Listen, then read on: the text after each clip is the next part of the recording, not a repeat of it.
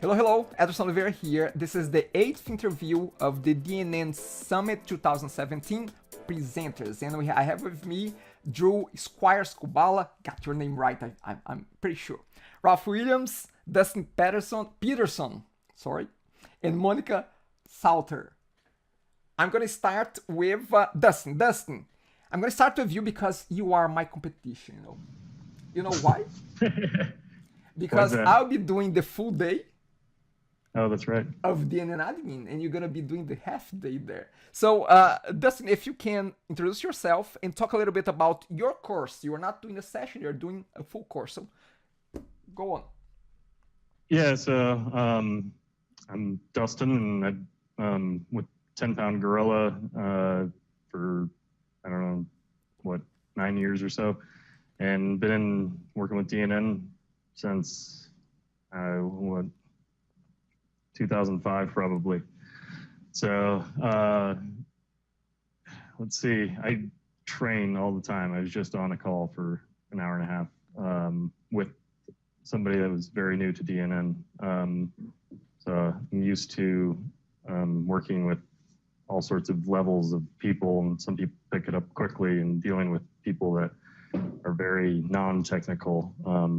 So just learning how to work with different types of people, different styles of learning, how to maybe approach, you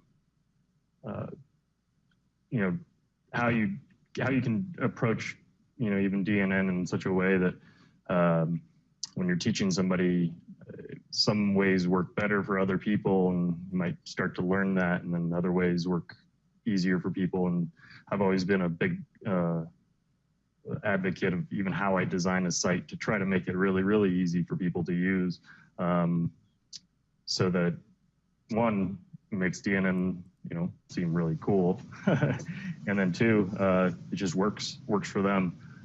So I just really like the aspects of teaching quite a bit. So I'm pretty excited to go in there and teach, I guess, the very intro level to, you know, this DNN training. Got it. So what is it that you are hoping to accomplish on that session? And by the way, actually, sorry, let me step back here. How long is the session? It's a half day. It's half day, 4 hours. Yep. Got it. And what is it that you'd like to accomplish on that session? What is it that you really just introducing the very basics of DNN? So people that maybe have never even, perhaps never even logged in to DNN. Maybe they've never been inside of DNN. Maybe they've been in another system. Maybe they've been into WordPress. Maybe they haven't been into anything, but they are brand new. How do you log in? How do you add a page? How do you maybe add a module? What are the basic settings? How do you add a user to the site? How do you perhaps, might get into, some of the very, basics of some of the site settings and stuff towards, the end of the session, but going through module settings, going through the editor, some of the basics of the, the HTML editor, HTML module. So really approaching it like, okay, we're going to log in, we're going to create a page, go through how to add a module to that page, and just sort of how you can sort of just do the basics and then administrate a website. So, edit the content, the very basics of just. Got it. Okay, perfect. So let's go around and have each one introduce yourself. So Monica, how about yourself? Introduce yourself and talk a little bit about your session as well. Sure. So my name is Monica Salter. I work with a company called GravityWorks. We're based out of Lansing, Michigan. I'm a front-end developer. I've been with GravityWorks since about 2013 doing front-end dev work, which has always included DNN quite a bit. So been building a lot of themes for DNN since I've been here. And my talk is titled A Fork in the Code, Choosing the Right Tools for Front-End Development. And if you were at DNN conference last year, you might have heard my talk on using NPM as a build tool and using post-CSS. So this year I took a similar route on my talk as far as focusing on front-end tools, but I wanted to take a step back. As front-end developers, there's a lot of tools available. There's a lot of new things coming out constantly. So I wanted to go over kind of my experience of what's worked for me, what hasn't, and share things that I've researched and maybe some things I haven't tried yet that might work for other people. Very good, very good. Drew, the same thing. Introduce yourself in your session as well. Yeah, like you said, I'm Drew Skwiers-Koballa. I'm the IT director at Inside Edge CIS. Inside Edge is a nationwide commercial flooring company in the United States. We were founded back in 2004, which, if you're familiar with DNN, probably starts to sound like a familiar timeline. We launched a DNN4 site to kind of run a CRM and project proposing system at that time. In 2011, we basically ramped up our DNN project into almost a full-blown ERP system. We basically tightly integrated it with our accounting system so that all of our employees could work from one unified system. This saved a lot of efficiency for our enterprise, for our company. And so the session that I'm going to present takes a look at the spectrum of Microsoft ERPs and different ways that you can integrate accounting software with DNN. It's not just going to be kind of a technical, concrete code presentation, but I'm also going to talk about some integration ideas and structural advice for when you're designing a really highly customized project management or process management system. So I haven't presented at a DNN conference before. I'm really excited for Summit in January. I'm more active in the Dynamics SL community and then the flooring technology community. Perfect. So welcome to the group, and I have some more questions for you in a second. Ralph, you have 2 sessions, so start by introducing yourself and then go one session at a time here. Okay, yep. I'm Ralph Williams, and like Monica, I'm a front-end developer. I've also done a lot of UX design work, some graphic design, but really kind of spending most of my time in front-end development and UX design. So right now I'm currently doing consulting and really enjoying it. I've been doing that for, I guess, about 6 months now. So I've been pretty happy with that. So I have two sessions. One session is Introduction to SPA Development in DNN, and this is from really a front-end developer's perspective. It's very light on the C# side of things, basically enough to write some web services and get it to the front end. But it's really just I tried several times getting into module development and always kept getting stuck on certain roadblocks. And so this session really is to try to help get those front-end developers past those roadblocks that really just seem kind of hard to understand, and basically take it from installing the template, the module template, to getting a basic Angular module up and running. So yeah, like I said, just try to get through some of those concerns that seem a little bit scary at the beginning. And then the second session is the theming with consistency and quality. I've been manager over a couple of different development teams, and one of the things we always struggle with was having different developers trying to keep consistent quality, whether it's on the same project or just different projects. And so this is really an approach of how to keep that quality in your themes to be able to, still design or develop for the DNN administration side, which is not as big of a deal, I guess, since we're moving toward the persona bar, but there's still a lot of DNN controls and third-party modules and things like that, that we really want your themes to be able to work with, nicely. So the third-party modules that have been developed, using the DNN approaches, it should just fit right nicely into it. So really just kind of covering those basics of how, we can provide a consistent theme. Perfect. Okay, so Dustin, is your session a more hands-on session, or or not? It's more of just watching you talking. Tell me. Yeah, it's going to probably be more watching me talk and demoing things. I think, and I'll probably provide some training materials at the end of it, some videos and tutorials and stuff that they can take with them. But I think walking them through the process, I probably will approach it to where they can take moments to where they can go and practice a few things within the session. But I'd like to definitely at the end of the session hand them some tools that they can then have to reference afterwards, because I know all too often talking to a client, they think they have it all down and then they don't go use it for either a week or a month or something, and then they forget everything, or they forget enough to where they don't come back to it. So having the ability to get enough out of it that they know that you know what they can do with in the system, and then if they forget how to do it, they have the tools that they come back and easily reference whatever it is that they learned within the session, so that they can quickly refresh their memory. Got it. So are they gonna need? Do they need laptops, notebooks with them? The audience? Yeah, I think it would be helpful to have that, but I don't think it's going to be necessarily necessary. So got it. So are you focusing on DNN 8 or DNN 9? Because by the time that we go to Denver, DNN 9 will be out for over a month then. So what do you say there?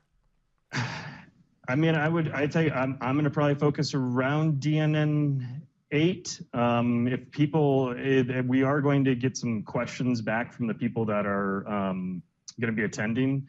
So if in advance, so if people that are attending are more interested in the DNN 9, then by all means, then I'll just cater it towards DNN 9. So depending on that response, I guess that'll sort of decide on that route. But if it's people that are currently, whether they're working at a company and they're using DNN, majority of them I would guess are going to maybe be in an older system. They may not be upgrading right away.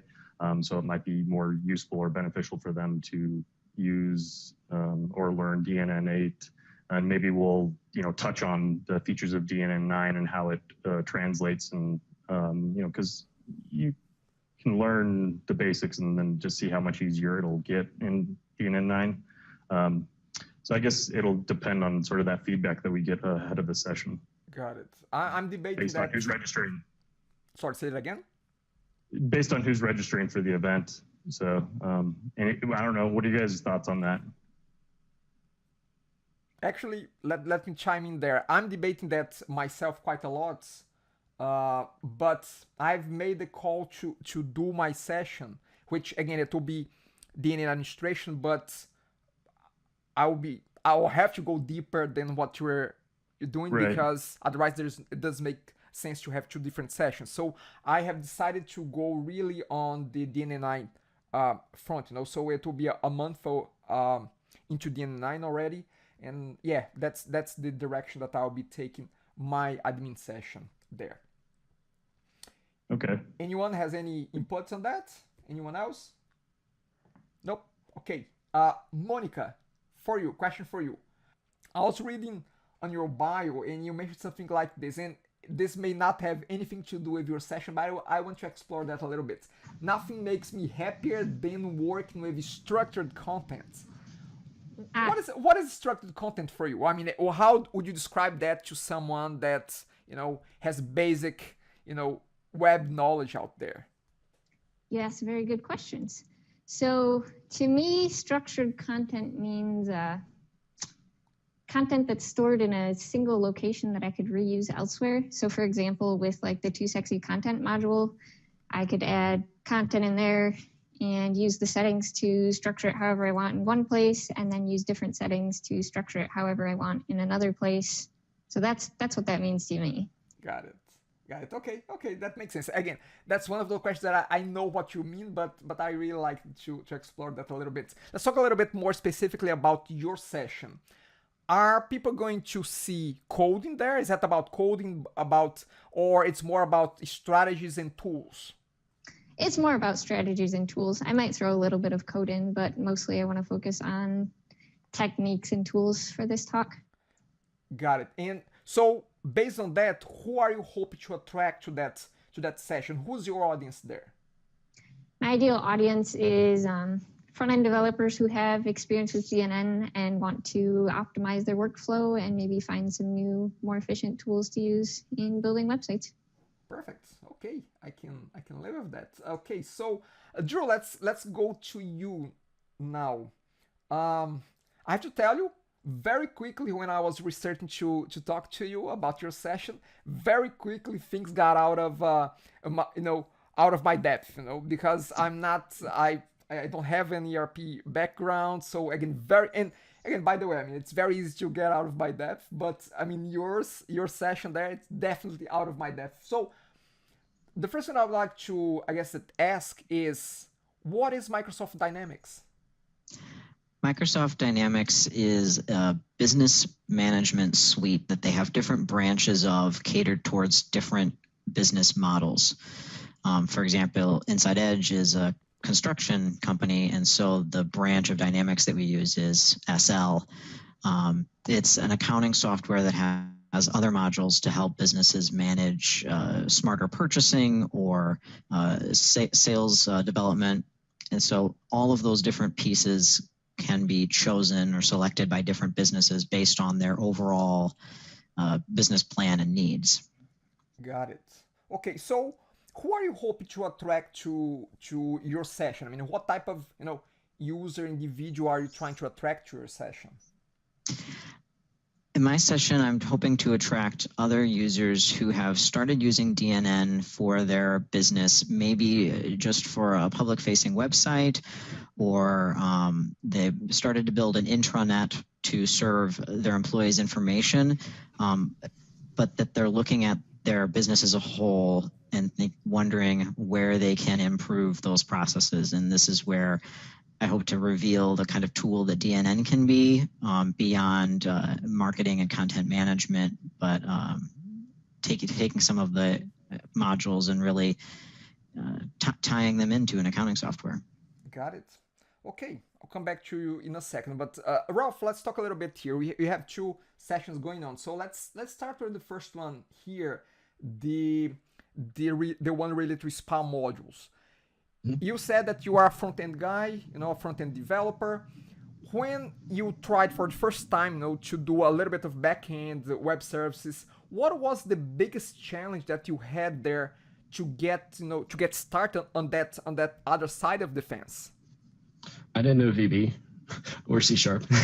And so I started, trying to learn some of that. But really, it was getting my environment into, my development environment into a place where I could really actually start playing with it, trying to get the module set up, just to load onto the page and things like that. So I think the development templates have come a long way since I started trying to do that 5 or 6 years ago, whatever. But really, that to me was the biggest thing, was just getting the environment to a workable position to where I can experiment and play around with it. Got it. So as I mentioned, before we start recording, you have a potential, I think that person here in this little audience of ours, that is a very, good target for you to sell your session to. So I'm talking about you, Monica, because again, Ralph on his session, he's talking about, development for front-end developers like yourself. So Ralph, if I ask you why it would be important for a front-end developer to get their feet wet as well with a little bit of back-end coding. And by the way, once you answer that, I'm going to ask you, Monica, if you were convinced by what Ralph is talking about, Well, kind of to Monica's point earlier about the structured content, being able to write your own web services to be able to get that content that you want is pretty key. You know, you can write it all out and get what you need, and you know, then get it into to JSON or something like that, where you can then, you know, use that structured content in many different ways, and, you know, being able to use Angular, React, or, you know, whatever the different, you know, choices that you want to use. But it really gives you a lot more freedom as a front-end developer. You're not, you know, so stuck on just a specific module gives to a certain way. You know, you get to customize it for how you think it needs to be, you know, for your different purposes. Got it. So, Monica, are you convinced? Sounds like fun to me. Good, good. Any follow-up on that? I mean, any follow-up to him? To Ralph? That sounds like a good session. I hope it doesn't intersect with mine too much. I haven't checked the list in detail yet, but I've dabbled in VB and C# and all that, but I'd definitely love to learn more when possible. Perfect. Okay. Yeah, and really, I just do enough C# to get the services out. That's really, you know, about it. I you know, play a little bit around with maybe some roles, DNN roles or something like that, but really, it's just trying to get the data. I'm interested in it. So. Go ahead, Dustin. I said I'm interested in it because that's, you know, that's a lot. I'm also do tons of front end. That's what I do. So front end work. So I'm interested in Ralph's session. It's funny that just a few years ago, I mean, when we thought about, you know, front end development, it was not, there were not so many tools, and even I mean, developers were not so much considered that's hardcore developers, you know, from a front-end perspective. But now there's so much on the front-end side. I mean, you can create mobile apps just by knowing JavaScript, HTML, and CSS. That's it. So again, kudos to whoever is doing the front-end side. I was never too much of a front-end guy. Just a note here. Dustin, going back to you. If you look back and you said that you train a lot of people in DNN, what would you say is the main challenge for someone that is just getting started with DNN, you know, looking at DNN for the first time?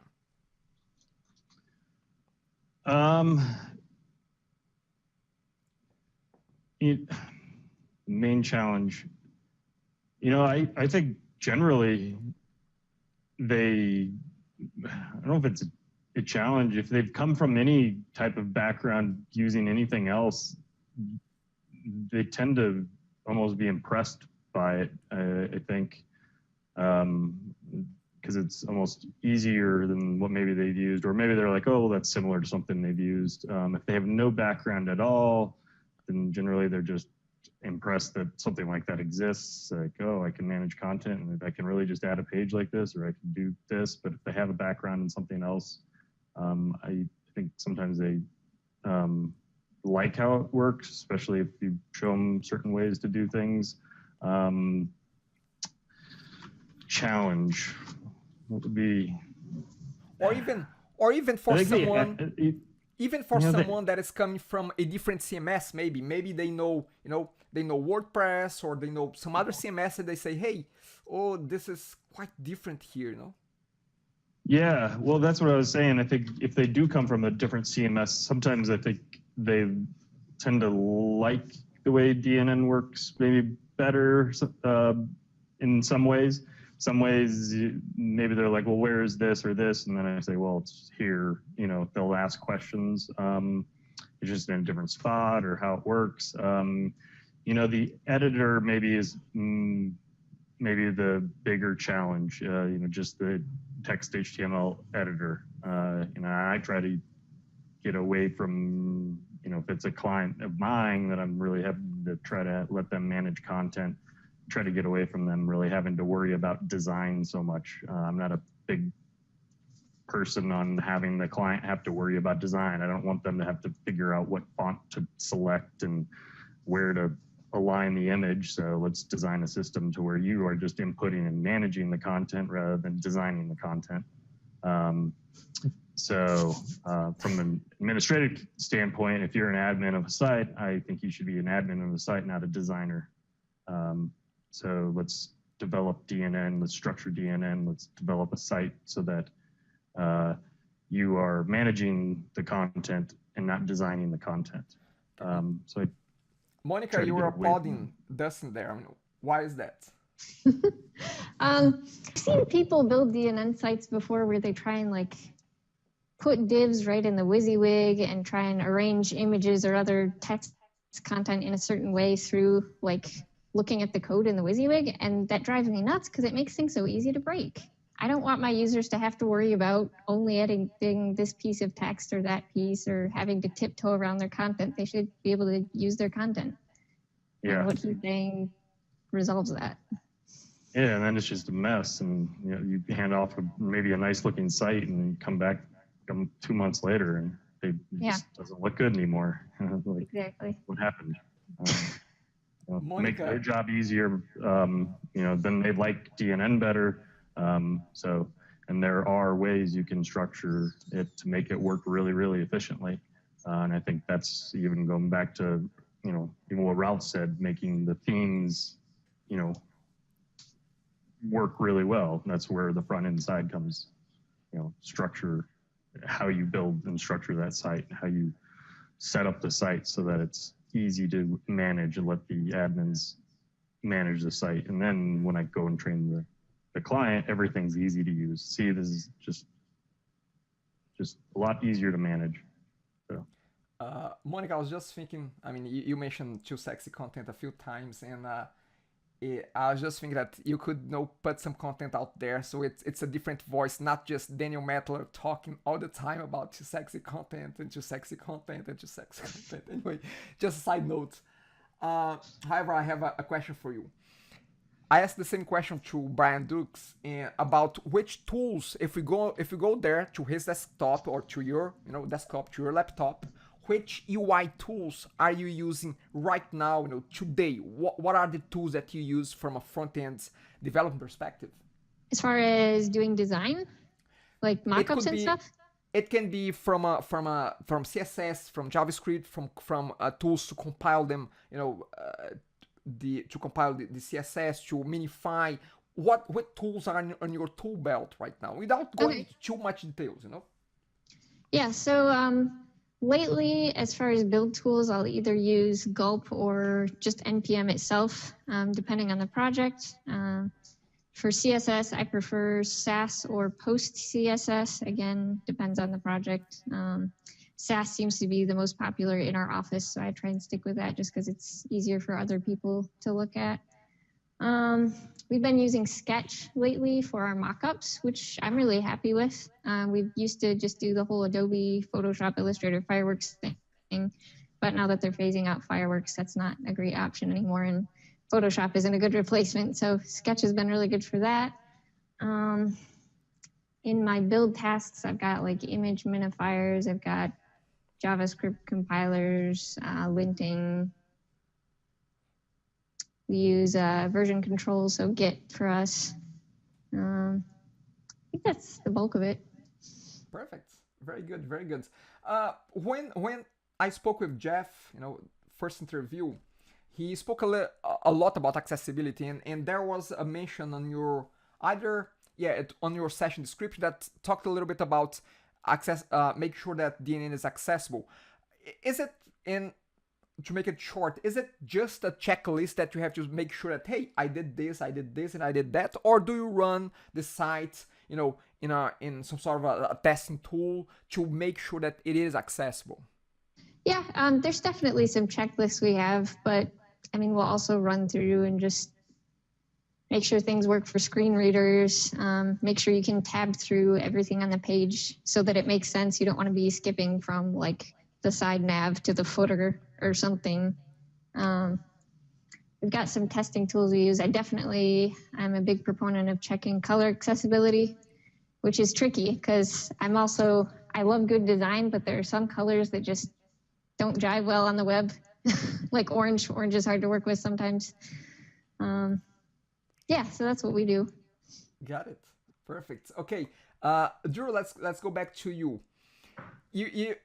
Your point there is really about using DNN and integrating that with some ERP, some other major bigger systems out there.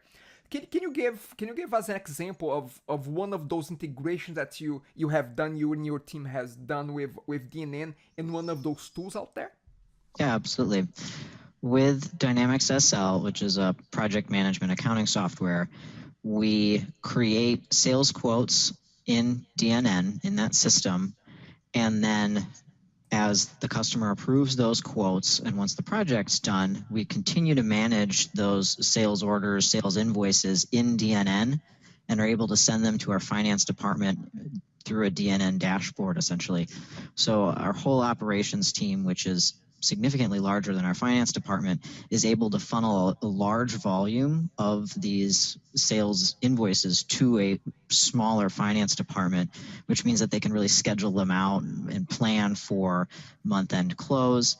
And at the same time, all these people in operations that are working with our customers and handling a lot more logistics than just billing the project are able to stay in the DNN project management system while still talking to that accounting software. Got it. Perfect. Very good. Very good. Got it. And that accounting software is at Microsoft as well? That's correct. That's the Microsoft Dynamics SL. Got it. Perfect. Okay, so Ralph, let's jump a little bit to you now, talking about the other session, which is the theming with consistency and quality. Let me ask you that every time that you're gonna start a new design, a new theme, a new skin, are you starting from scratch, or do you have a baseline that, hey, I can take this base here, start from here, and build on top of that? Yes, to both. I've plenty of times, started from scratch. But one thing that I did at one of the companies I was at fairly recently was to create a base template that it was less based, less CSS based.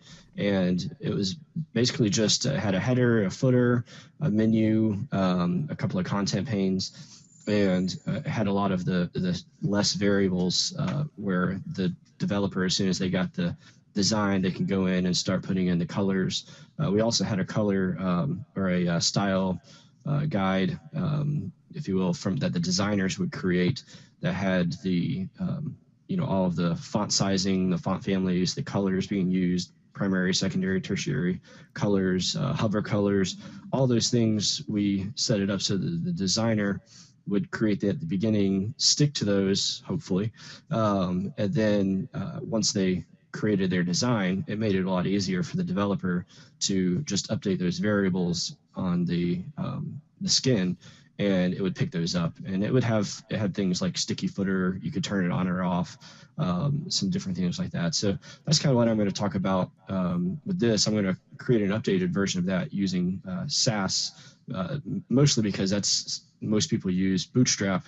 Bootstrap seems to be going, they're definitely going in that Sass direction. So I figured I'd, kind of get it ready for that. And then, just using that as a very basic template to start with, but it also would cover a lot of those DNN primary buttons, DNN secondary buttons. A lot of those built-in default DNN styles would be included in that. Got it. Okay, so whoever is going to attend your session, are they going to be leaving the session with a base that they could potentially work from it to build their own, themes? Yeah, I mean that's the hope, that I'll have that built in time for all of that. But yeah, so I'll create that base template and put that up on GitHub, and so that way whenever they leave the session, they'll be able to access that. Got it. Let me put you a little bit here on the spot. And you are big on the design, on the theming, and we see a lot of providers out there doing designs, doing themes, and some interesting stuff there. Who would you say, if you don't mind, who would you say that does a real good job? I'm talking about from open source. It can be from the open source side. It can be from the commercial side of themes and skins. Who's one that the one organization, developer, whoever it is, aside from, of course, from yourself, who's someone that you say, hey, this guy or this company here, they do a lot of nice stuff here? Well, I mean, to be honest, a lot of my stuff has been just all custom from scratch. I've rarely used any third parties, but I do actually on my site right now. I'm using the DNN material. Yes, and so I wanted one that was basically like what other people are trying to do, get one up and ready quickly. Mine was pretty outdated, and I have plans to do it again as another time, but I just grabbed his, and it's been really good. So I'd say if I was going to endorse any third parties, it would be him. But I've just done so many of them, have all been custom that I mean, I think I might have bought 2 possibly in the past 10 years. So it's kind of hard to say. Okay, I can live with that. So this final round, everyone, what we're gonna do is this. I'm gonna just ask what is the one thing that you would like people to leave your session or your course knowing about. So think hard about what is the really one thing, and then just go for it. So I'm gonna start again with Dustin. Dustin, I know that you mentioned briefly something like that, but I'm just gonna, I guess, ask you again, what is the one thing that you like people to leave your course, your half-day course, knowing about DNN? I'd like them to know the simplicity and ease of use from the basic level of it to administrate a website, how easy it is to quickly build and manage a web page and website, and just introduce them to DNN and make it seem like a very useful, simple, powerful, cool system to use. Perfect. Monica, yourself. Your turn. For me, one thing I want people to walk away with is I just want them to have the right information to choose the right tools for their DNN theming. I want them to be able to make their own choices, and I just want to provide the information for them to do so. Perfect. Drew? I'm hoping that attendees leave my session with a vision for their business to have improved productivity. But beyond that, it comes for people who are not as technical to just have the courage to create that custom system for their enterprise. You see all those software packages out there that have hundreds of developers behind them, countless hours, and then you look at a small IT team. You consider employing these great consultants that we see here, and then you wonder, is it really worth it for my company? And so that's a question that I want people to be able to ask themselves. Okay, so we had a few technical problems here. The power went down in my place and we went dark for a little while. So I just came back to ask Ralph for the one thing that he wants people to leave his SPA module session, and the same thing for the other session as well. So go for it, Ralph. Yes, I mean, really, I'd like for people to be able to leave the SPA session having confidence to be able to get a module up and running from scratch, enough to where that they can play with it themselves, use whatever technologies they want to do, whether it's even C# or whatever it is, that they'll just be able to kind of walk away and not have some of that fear that I know I had several times in my several attempts to get going on it. So that's really kind of what I'm hoping people leave that with. And the theming session? And for the theming session, I really want people to walk away with thinking about the fact that there are other scenarios just other than just what maybe your designer might have come up with for a specific page or whatever, but that there's more pieces to a DNN site that you should cover. Third-party modules, administration views, those types of things, and most of them are pretty easy to look out for and to protect against.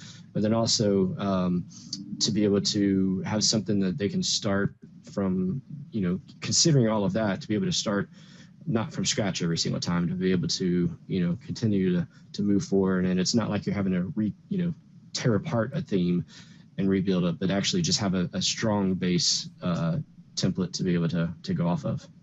Got it. Perfect. Okay, so this is it. This is the end of interview 8 with the DNN 2017, DNN Summit 2017 speakers. 2 more interviews to go. Ralph, thank you very much. I also want to leave a great thank you for Monica, for Drew, and Dustin as well that had to depart, and we are just catching up here. So thank you very much, Ralph. Bye.